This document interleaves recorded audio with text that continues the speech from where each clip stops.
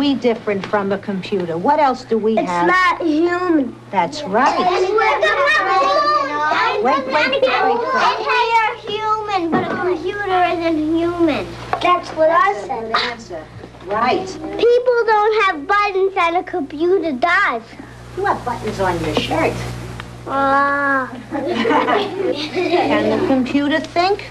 Yeah. No. How many people think the computer can think? The issues this class of kindergartners are struggling with have exercised some of the world's smartest minds during the 40-year history of the computer. For computers are not like other machines. Their ability to manipulate concepts gives them a mind-like quality. And from the very beginning, some people saw them not as a calculating device or a mental aid, but a thinking machine. The Thinking Machine. Hello again. With me tonight is Professor Jerome B. Wiesner, Director of the Research Laboratory of Electronics at MIT. Dr. Wiesner, what really worries me today is what's going to happen to us if machines can think. And what interests me specifically is, can they? Well, that's a very hard question to answer. If you'd asked me that question just a few years ago, I'd have said it was very far-fetched. And today, I just have to admit I don't really know. I suspect if you come back in 4 or 5 years, I'll say, sure, they really do think. Well, if you're confused, Doctor, how do you think I feel? We're just really beginning to understand the capabilities of the computers. I've got some film to illustrate this point, which I think will amaze you.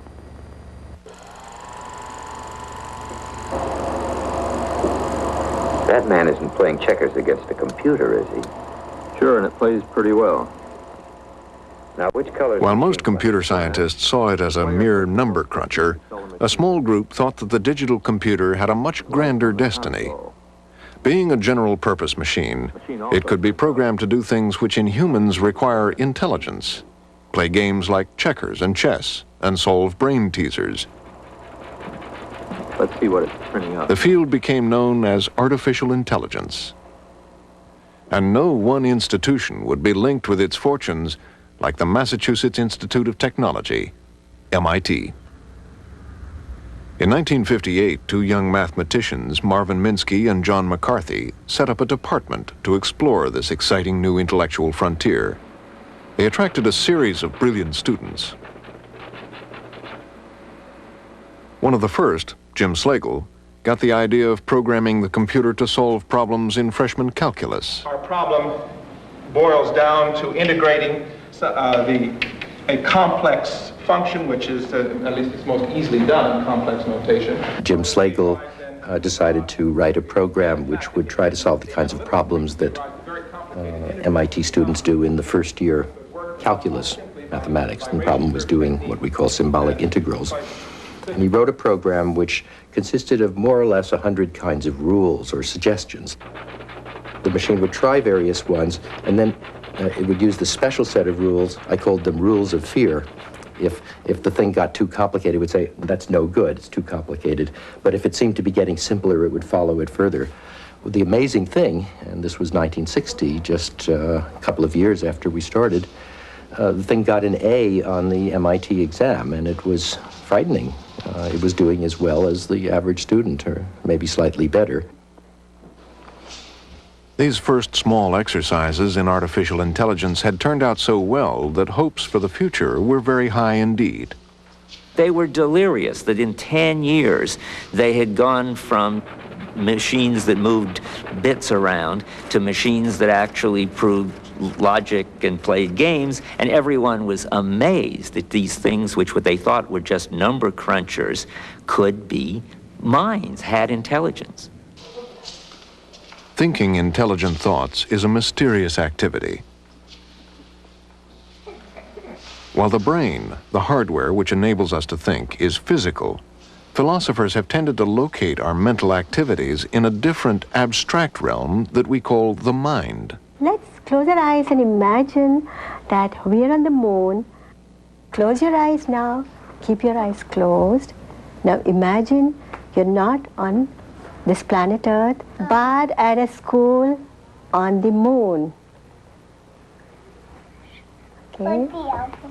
Now all of you live on the moon, and you live in moon houses and wear moon The mind is a clothes. place where we can hold and manipulate ideas as if they were real things. Are we all on the moon now? Yeah. Living in moon houses? Yeah. Hmm? Getting ready to go to the moon Montessori school? Yeah. Yeah.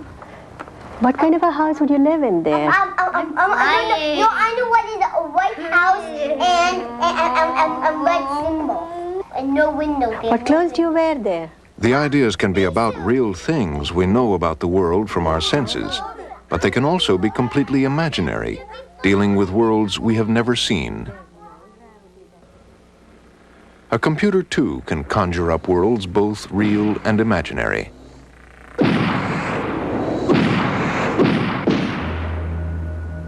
The pioneers of artificial intelligence reasoned that if a brain can also be a mind, then so can a computer. The fact that the hardware of the brain with its neurons was completely different from the computer with its vacuum tubes was irrelevant. It was the thoughts that they manipulated which were important. The pioneers in the field of artificial intelligence had little interest in the question of how the brain was actually constructed. That is, they viewed and continued to view the mind as something different from the brain.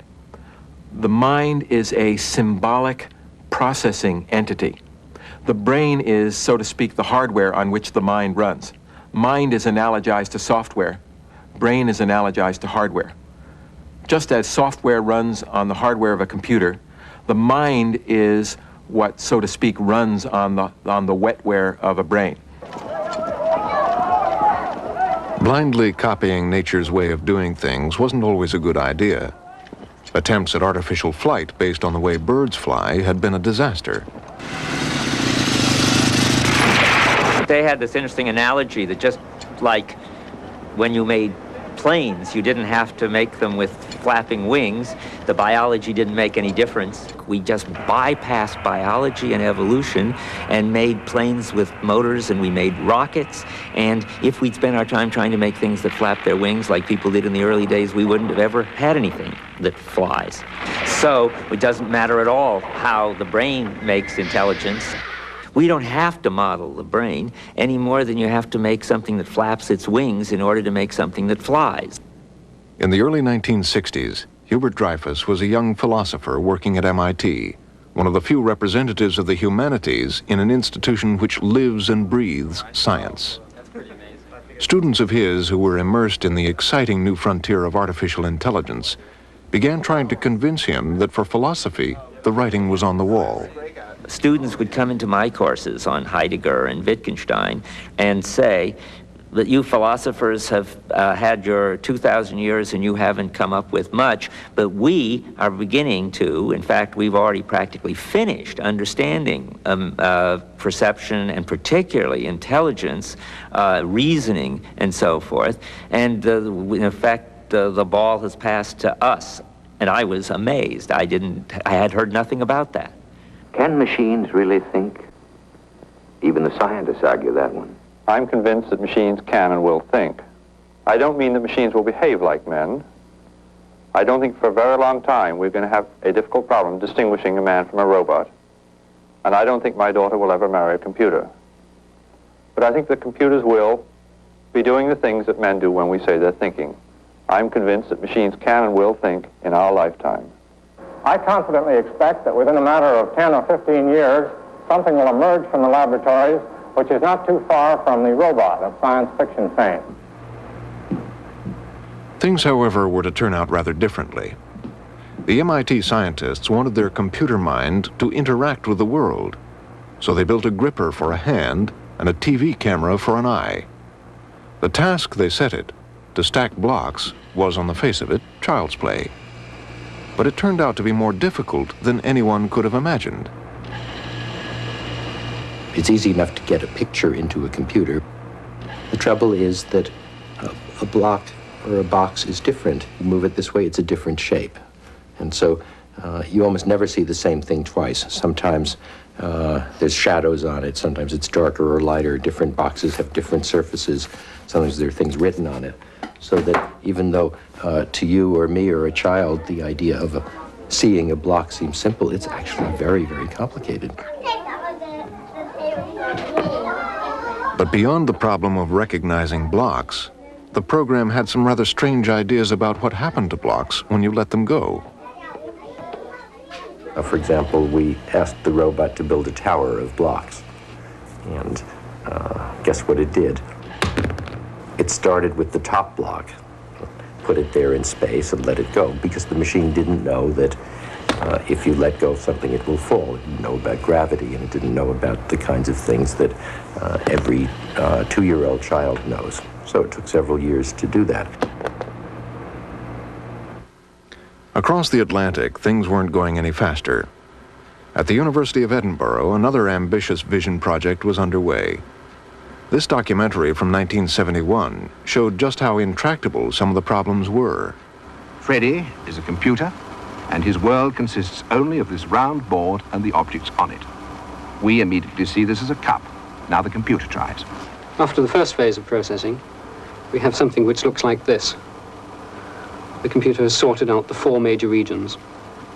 Top of the cup, body of the cup, hole in the handle, and this irregular region, which is the shadow.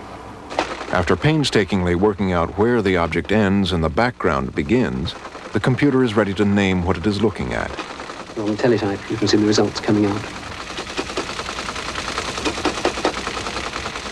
But it took 10 minutes. A 2-year-old child would recognize it immediately. The problems of moving and seeing at the same time were even more taxing. At Stanford in the early 70s, Hans Moravec bravely tried to get his cart, a wagon connected to a massive computing engine, to cross a space avoiding objects in its path. Each flash represented 15 minutes of thinking time, which tied up the department's computers.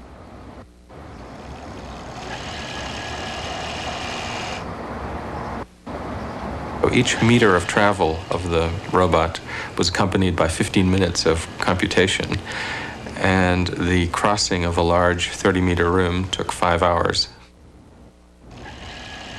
A 4-year-old is already equipped with wonderful circuitry to look at the world and detect the presence of objects and to note the imminent collisions and to avoid them.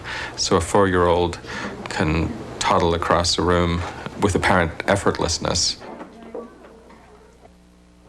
The Stanford cart used a hierarchy of programs which were anything but effortless. The computational problems of vision were so immense and required such different kinds of computing engines than those available that many researchers decided to avoid the area and concentrate instead on a purer form of intelligence, a truly disembodied mind, one that didn't need eyes or hands. In 1950, the British computer pioneer Alan Turing had speculated that one day machines would think. He proposed a test, the Turing test, which a machine would have to pass before it could be considered truly intelligent. Imagine you were sitting in a room communicating via a screen with an entity somewhere else. It may be a person or a computer program. By question and answer, you have to determine whether you are talking to a human or a machine. This entity doesn't need eyes or limbs. In principle, it doesn't need a body at all. All it has to do to beat the challenge is to use language intelligently.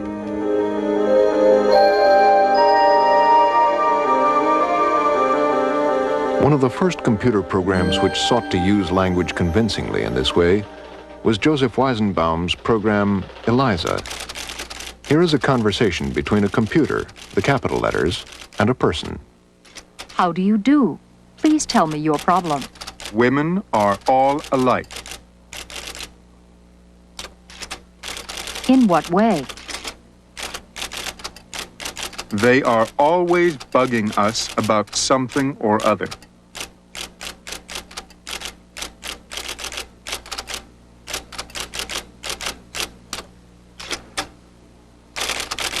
Can you think of a specific example?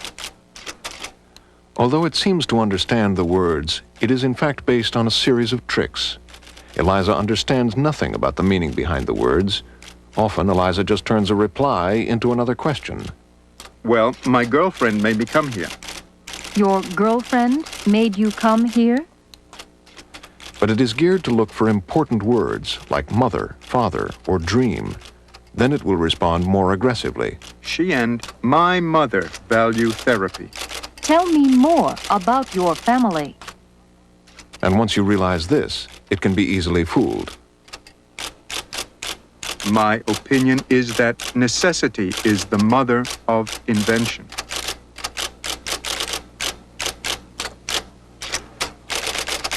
Tell me more about your family. Such a program could not possibly pass the Turing test and could not be said to use language intelligently. Eliza was a light-hearted foray into a field which was full of difficulty, for remarkably, it would turn out that the human ability to understand spoken or written sentences was vastly more complex than solving calculus problems.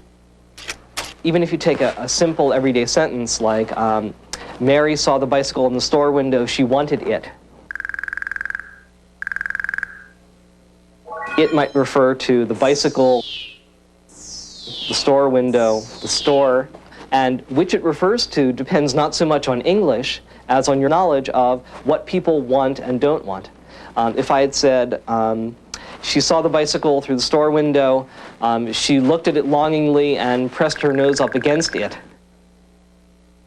That second it probably refers to the store window and not the bicycle.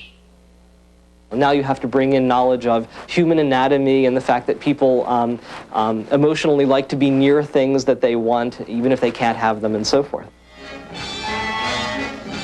They hadn't reckoned with ambiguity when they set out to use computers to translate languages. A $500,000 supercalculator, most versatile electronic brain known, translates Russian into English.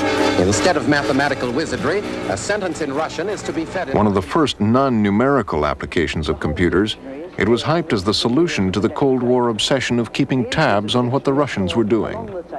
Claims were made that the computer would replace most human translators. At present, of course, you're just in the experimental stage. When you go in for full-scale production, what will the capacity be?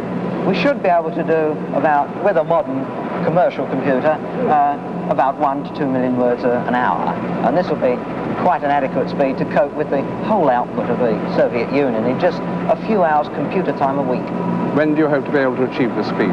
If our experiments go well, then perhaps within 5 years or so. And finally, Mr. McDaniel, does this mean the end of human translators? I would say yes for translators of scientific and technical material, but as regards poetry and novels, no, I don't think we'll ever replace the translators of that type of material.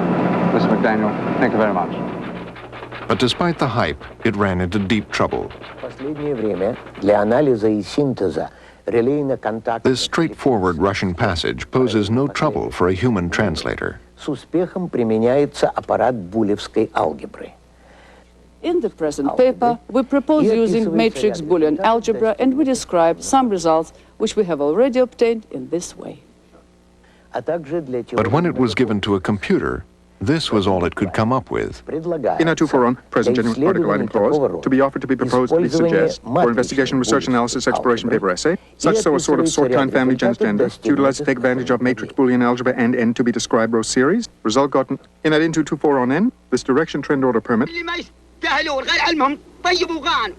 Humans all over the world, even though they have never met, even though they have different languages and traditions, share a vast amount of common knowledge. Knowledge of what human beings are and what they strive for, their goals and beliefs, their sensitivities and fears. Before they could translate or understand languages, computers would have to know these things, as people do. We are so good at using and understanding language that before computers came along, we never realized just how difficult the task was. Language is just full of ambiguity.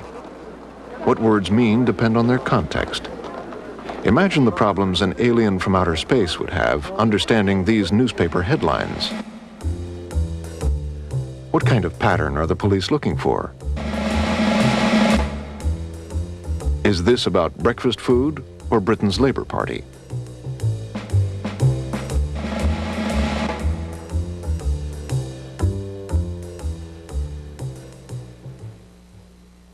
what we began to see is that the things that people think are hard are actually rather easy, and the things that people think are easy are very hard. We could do the calculus with just a few hundred pieces of program, but to learn language, to recognize faces, to walk, and to put your clothes on and do the kinds of things we expect every child to do, we still can't do with the robots and the AIs of 1990. Once so promising, the fortunes of artificial intelligence now looked bleak indeed. In 1972, Hubert Dreyfus wrote a history cataloging the failures of AI called What Computers Can't Do. The same year in Britain, funding for projects like Freddie was cut off following a scathing report of AI's progress by Sir James Lighthill. In no part of the field have the discoveries made produced the major impact that was promised. I'm going to describe very briefly.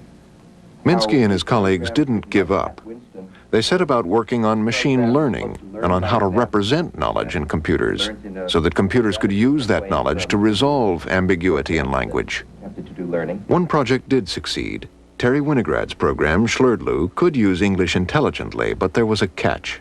The only subject you could discuss was a micro-world of simulated blocks. Find the block which is taller than the one you are holding and put it into the box. In this case, it needs to do a whole set of things, one of which is figure out what is meant by words like one and it. We use those in normal everyday language in a way which has to be interpreted by looking at the context in which they appear. In this case, it types back out, by it, I assume you mean a block which is taller than the one I am holding, which is only one of several possible things I could have meant, and it needed to use a set of rules of thumb about how people use words like that in order to decide, in this case, which one I intended. Despite Winograd's achievements, people outside AI circles were not impressed. Some predicted that artificial intelligence was doomed. But AI would not die out. In the dark years ahead, this man, Edward Feigenbaum, would somewhat restore AI's fortune. He realized that while micro-worlds might not be very large, they might be large enough to be useful. He reasoned that the intelligence displayed by experts, scientists, doctors, specialists, might be as easy to capture, if not easier, than a world of simulated blocks. Feigenbaum started with the expertise chemists use when reading a mass spectrograph trace like this, and interpreting it as a three-dimensional structure like this. Feigenbaum and his colleagues captured the rules in a system called Dendrol. Now a computer program was expert in a small area of chemistry. Other so-called expert systems followed, like this one, which simulated how geologists find mineral deposits. All kinds of areas of medicine and science where the knowledge used was deep but very narrow succumbed to Feigenbaum's approach. Paradoxically, these admired specialties were easier for the computer to simulate. There was much less ambiguity, and they were not very large. When you actually codify this knowledge and put it to work, it turns out that you can achieve expert behavior in useful but narrow areas with a few hundred pieces of knowledge, maybe a few thousand pieces of knowledge. Experts were often shocked and startled to find out that in the end it amounted to a few hundred rules. Is that all I learned? Is that what I'm doing every day? I'm really exercising just a few hundred rules? All of me that relates to this task can be canned in a few hundred rules? But where a human expert knows many things outside his specialty, the same is not true of an expert system. Outside their field of knowledge, they are hopeless. So you get a blood disease analysis program.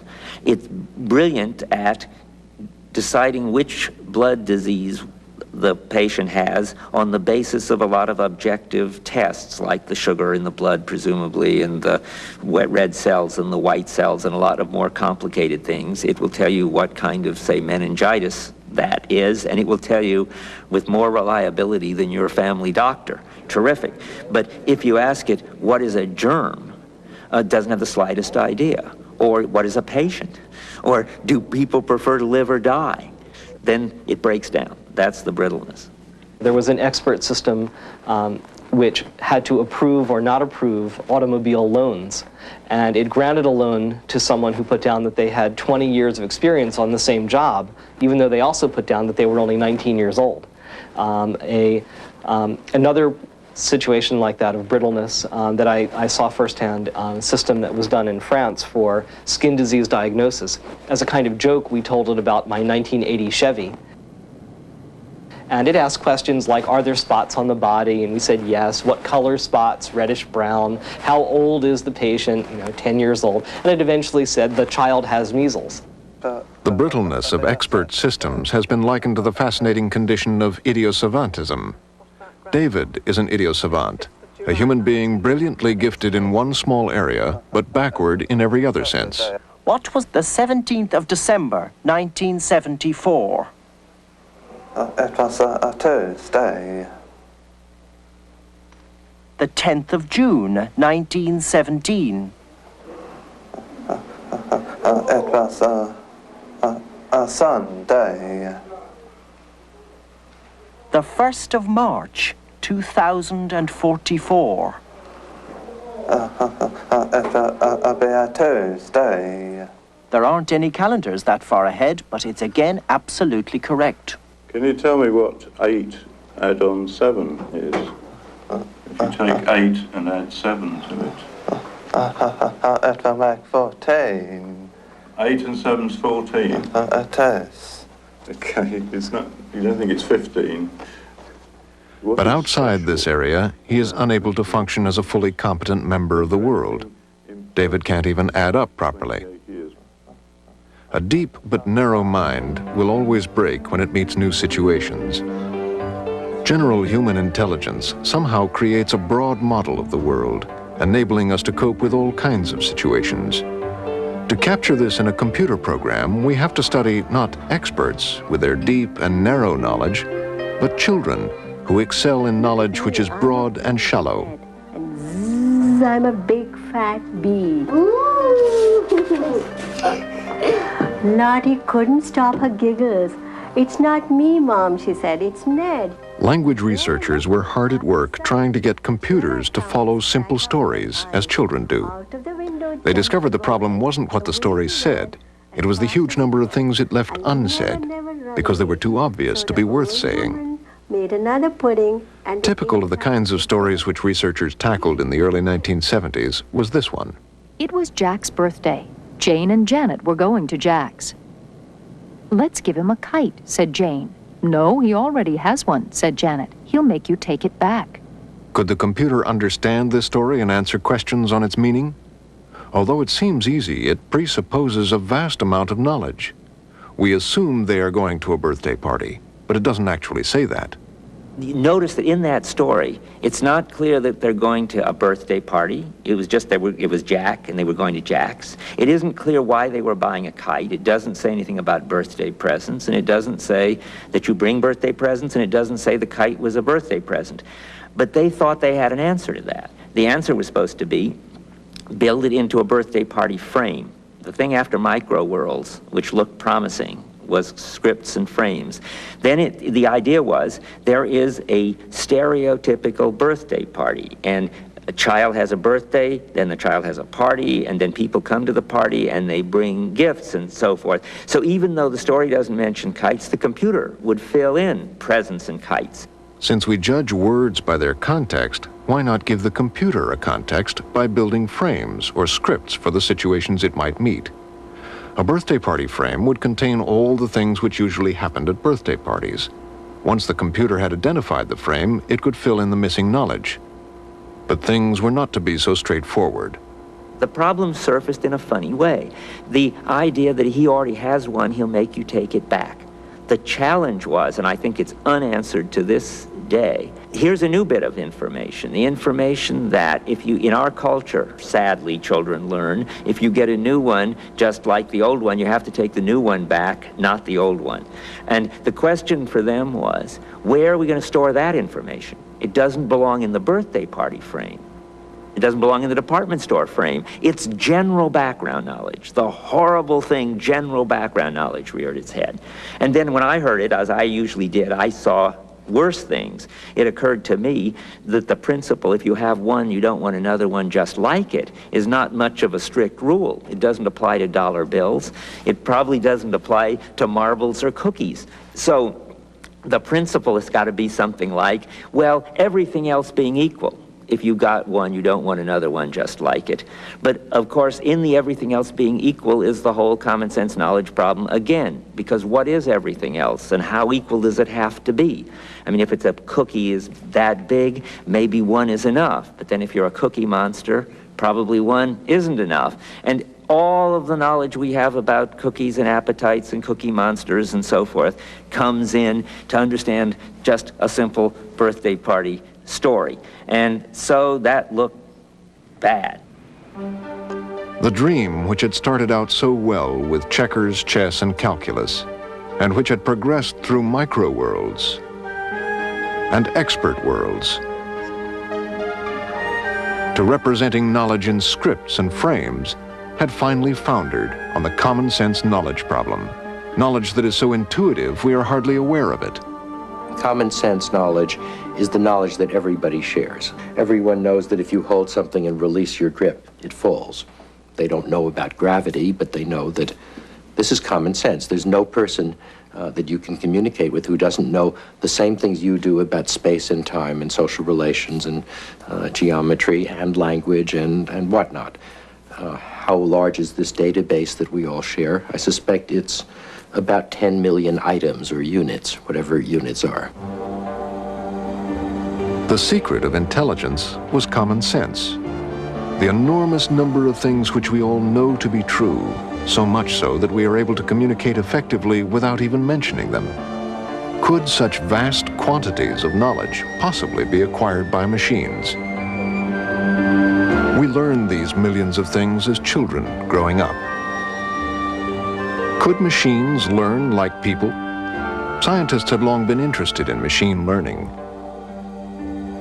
But computers made very bad students because they started out from such a low level. Learning has the property that we learn at the fringe of what we already know. We learn that this new thing is similar to something we know already, and here's the difference. So the more you know, the more and more quickly you can learn. But the trouble is that we start our learning programs off with next to nothing, so they don't have a very big fringe, so they can't really learn very much very quickly. But it wasn't hopeless. There was a way forward, albeit a rather audacious one. Lennet believed the only hope was to painstakingly feed the computer the millions of things it needed to know, so that it would be able to understand language and learn by itself. In 1984, he set up a project in Texas to do just this. Because it was likened to a vast encyclopedia project, it became known as Psych. The task was, however, not to make an encyclopedia, but to input the kind of knowledge which is not in encyclopedias because it is too obvious to include. For example, Psych would have to know some things no encyclopedia would dream of mentioning about Abraham Lincoln.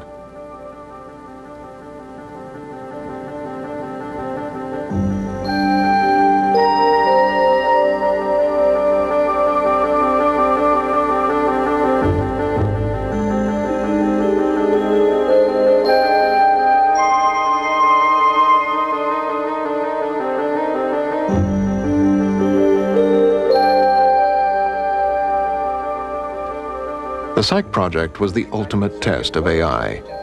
If it was possible to build an artificial mind, this apparently was the only way to do it. Before a computer could understand language, before it could learn, it had to be given millions of pieces of common sense. But critics said Lennet's ambitious 10-year project would never work because knowledge alone was not enough. Real common sense, they argued, depended on having something no computer possessed, a human body.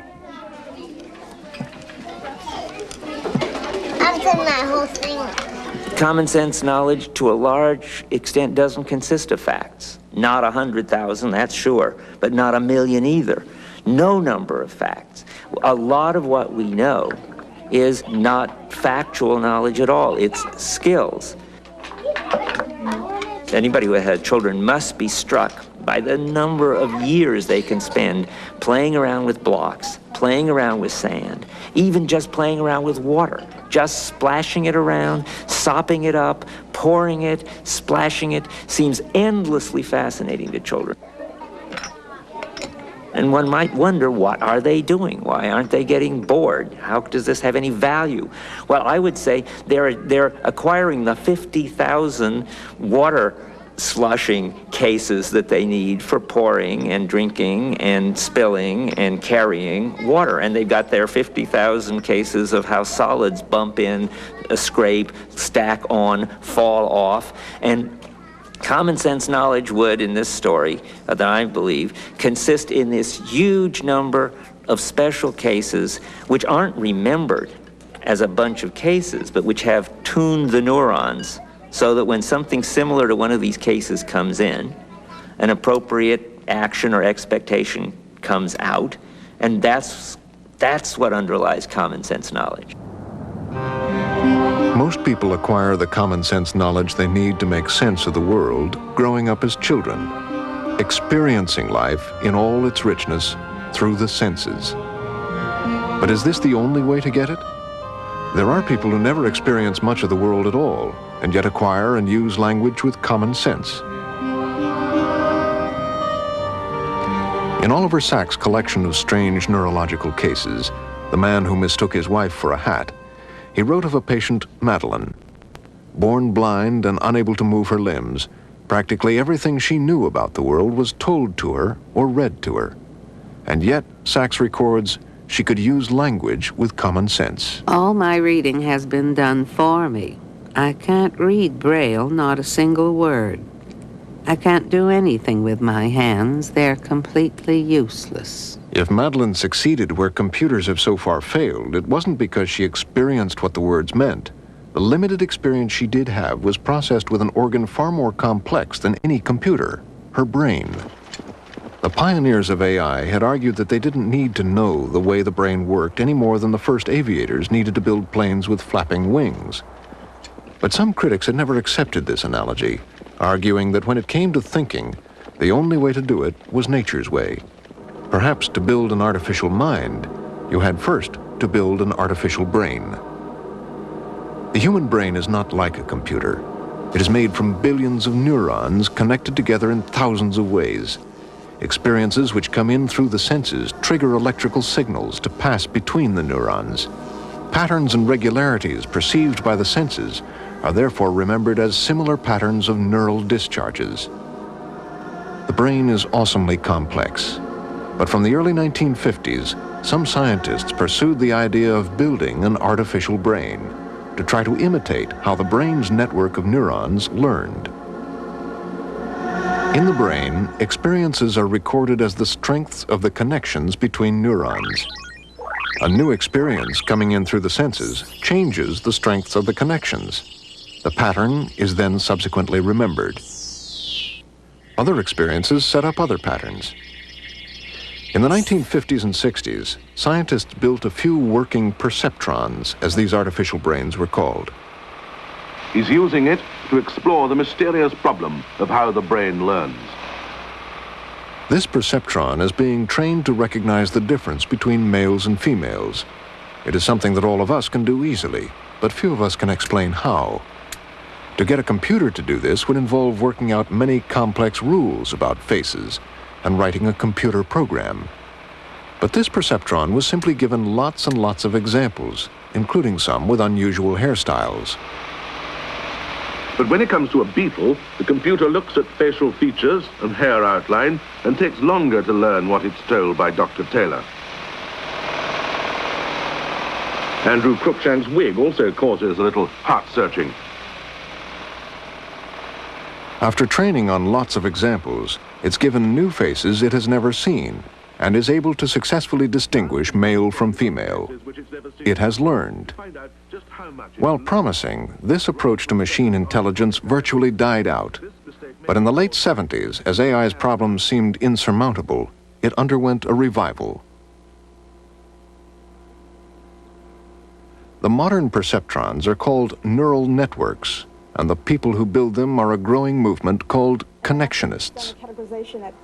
Neural networks model the brain, not the mind. They are small learning machines. And at universities all over the world, connectionists are seeing how much they can get their neural networks to learn. This vehicle is being driven by a neural network. The network hasn't been programmed. It has learned by itself how to keep the vehicle on the road. Okay, very good. I won't try and go any faster.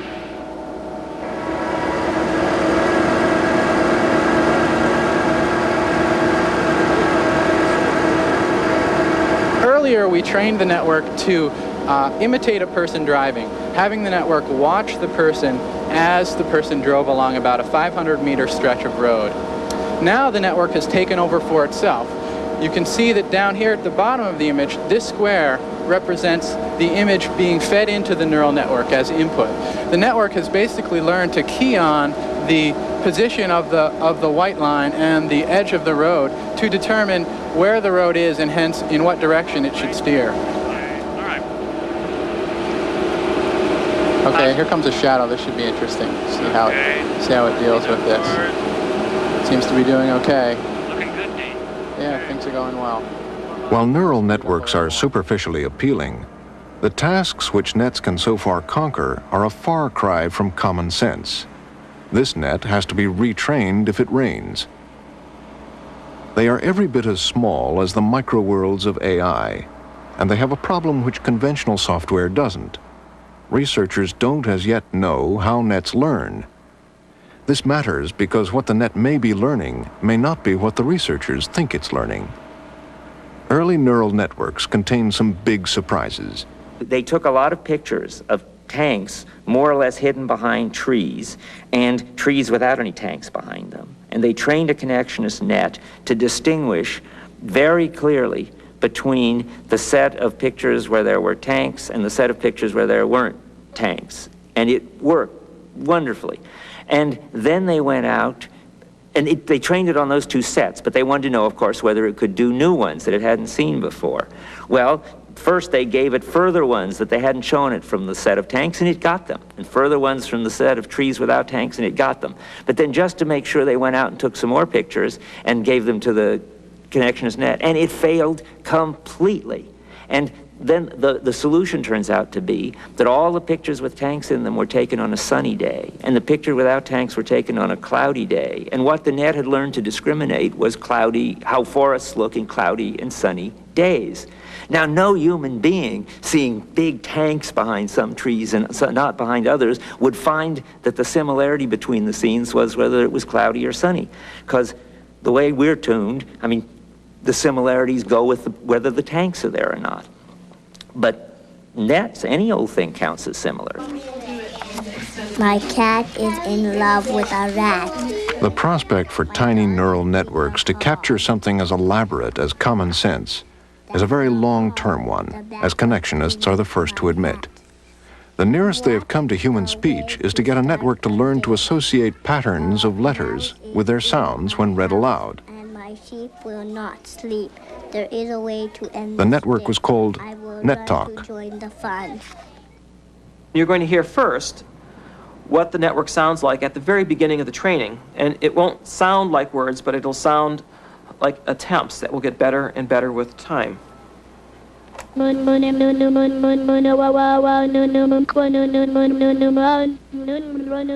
network takes the letters, say the phrase grandmother's house, and makes a random attempt at pronouncing it.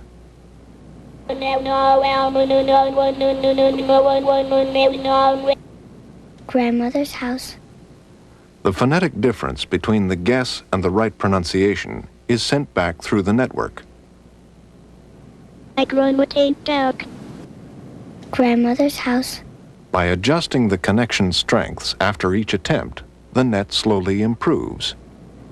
And finally, after letting it train overnight, the next morning, it sounds like this. Grandmother's house. I like to go to my grandmother's house. Well, because she gives us candy. Well, Net Talk understands nothing about the language.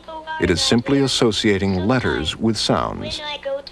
But at least connectionists have made a start getting neural networks to imitate some of the many things human brains do in recognizing patterns and navigating the world.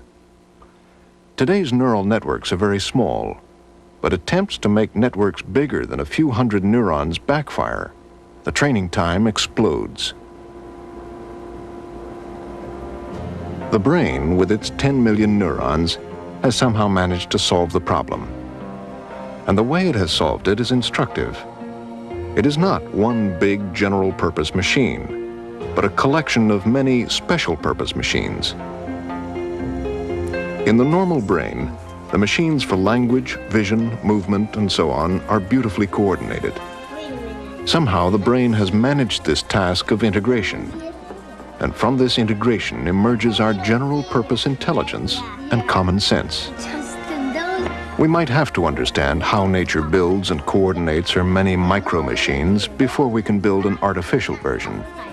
It is a task which might take centuries to unravel. While so far AI is mostly a history of fascinating failures, there is a rich legacy of practical, specialized applications which bear its name. It has produced programs which play chess as well as all but the very best players. It has produced expert systems which can do some of the things people dreamed about in restricted domains. United Airlines Flight 3 leaves New York.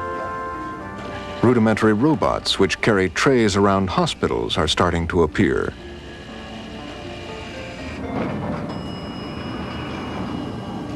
There are computers which can read books to the blind. A signed statement can be provided by a legally qualified physician showing the... And can even translate limited amounts of Japanese into English. I have a sharp pain in my abdomen. But while these practical applications have appropriated the name artificial intelligence, they have little to do with the original quest for a general-purpose intelligence based on common sense. None of them could possibly pass the test Alan Turing had proposed in 1950, and which he expected would be passed by the end of the century. None of them could use language so well they could convince us they were human. But the quest has not yet been abandoned. A project Doug Lenat began in 1984. The Psych project is still going strong.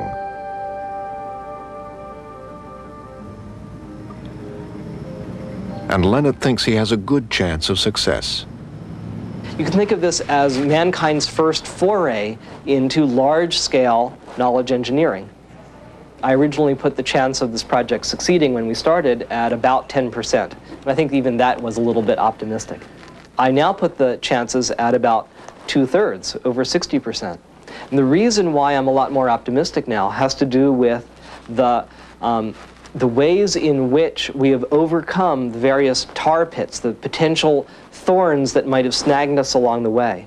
There are all sorts of topics that we've had to deal with: time, space, causality, belief, emotions, rationality.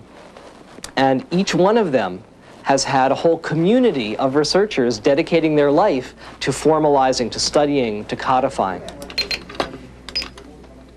Lenat and his team, who call themselves cyclists, are hard at work trying to capture the world piece by piece, trying to build a mind which knows enough so that it can understand language and learn.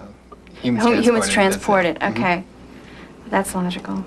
So here is her house, and this is walking to her car. Psych was having some success handling ambiguous phrases. As another example, we could have something like Mary read Melville, where you can't obviously read a person, but since Melville wrote some novels like Moby Dick, and since author of has high metaphor sensibility, the system knows that often you say an author's name like Shakespeare or Melville when you mean something written by them. And so down here it says probably what you meant is that Mary Shepard was reading the Moby Dick novel. It's a profession type, and nurses are medical. Building a mind is painstaking work. What comes to mind when you think of a nurse? Psych's mind has to be filled with all of these details of what a nurse does. Taking temperatures, giving medicines. Now what about stress in a job? Stress in a job. I mean, nursing is very stressful. Yeah. I guess this would That would be like high burnout. For psych to be able to understand stories about nurses, it must know about pressures on the job, and even the fact that most nurses are female. Even though psych runs on these computers, it has no body at all. It is just software, a pure mind. What does an entity with no body make of all the knowledge that it is fed of a world it has not directly experienced? At night, while the rest of the team are asleep in bed, psych looks for inconsistencies in its database and comes up with new generalizations. And it's clear that psych sees the world in a pretty novel way. So in the morning we come in and see what inconsistencies it's found, and we also sometimes see what interesting new discoveries it's made. This is very interesting. I wonder if this is true. This one says that 2 countries that have pretty much the same mixture of religions are members of pretty much the same international organizations. So I'm going to put a question mark next to that one. Here's another funny skewing based on what happens to be in the knowledge base. This basically says that most people are prominent.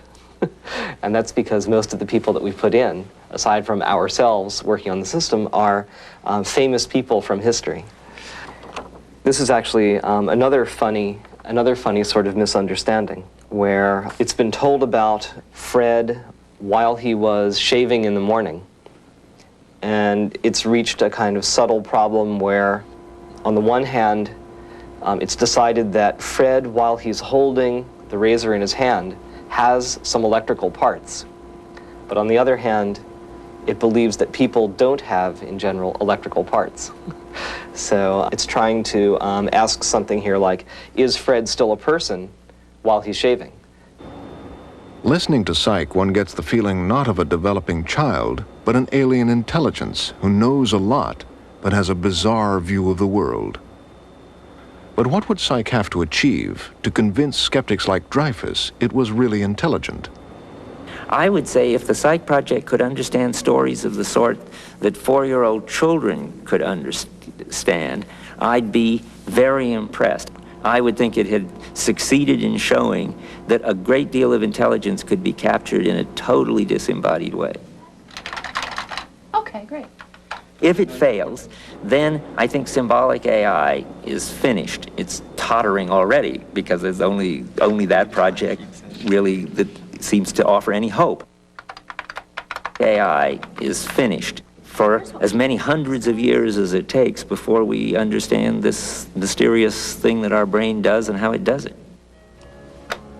But if it succeeds, the potential may be breathtaking. The psych bet, even though it was a high-risk bet, is a high payoff bet. And if and when it succeeds, the payoff will be in the form of passing the Turing test, of general natural language understanding, of powering machine learning programs to go off and learn some things that are unknown to humanity at the present time. If you look at the psych system that we're describing as a kind of mental amplifier, as an intelligence amplifier, then I think you'll see that using it, you'll be able to do things in a few decades that today people can't dream of doing.